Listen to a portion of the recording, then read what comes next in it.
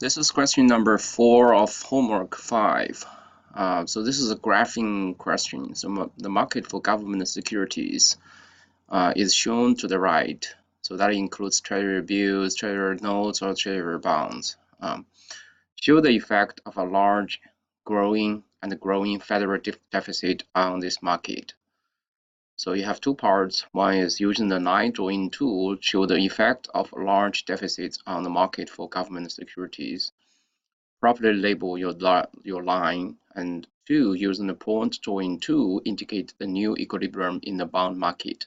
Label the point 2. So the graph is shown here. So you have this downward sloping demand curve for the bond, and also you have the upper sloping supply curve for the bond in the bond market. This is one of the two approaches we learned in this session. This one is called asset market framework, and the other one is called the liquidity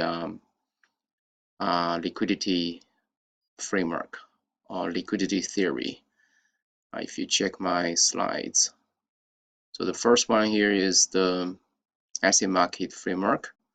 The second one is called liquidity preference framework. So the first part is you use the line drawing to show how deficits influence this demand or supply. So think about this: if government has a large deficit, what does the deficit mean? Deficit means that government's revenue is actually below its expense. So how could government finance the difference?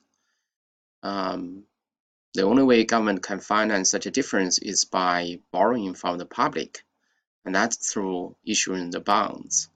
So they have to increase the sale of the treasury bonds, treasury notes, or treasury bills, the government securities. So by doing that, they are increasing the supply of bonds in the market. And such action shouldn't have any effect on the demand side, right? So the government budget deficit will only influence the supply curve. And in what direction? As we said, the government has to issue more bonds, so there are more supplies. Hence, the supply curve will shift to the right. So that's the effect. And if you click on this, use the line drawing tool, that's basically here. So then you can just click on the starting point and go like this. So it doesn't have to be parallel, even though here I try to make it parallel just to rightward shift, but actually it doesn't have to be parallel. MyEconLab will still accept such an answer. So this is supply, so it's B subscript S2.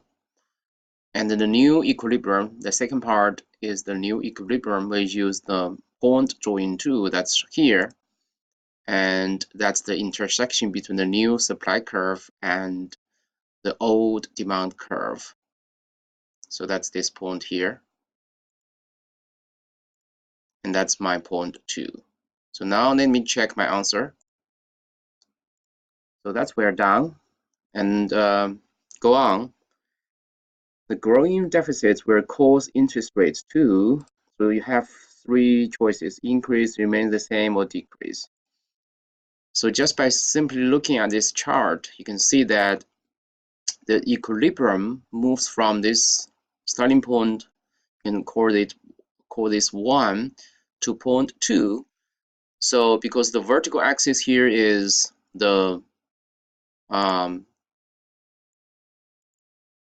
price, so that means the price will drop, right?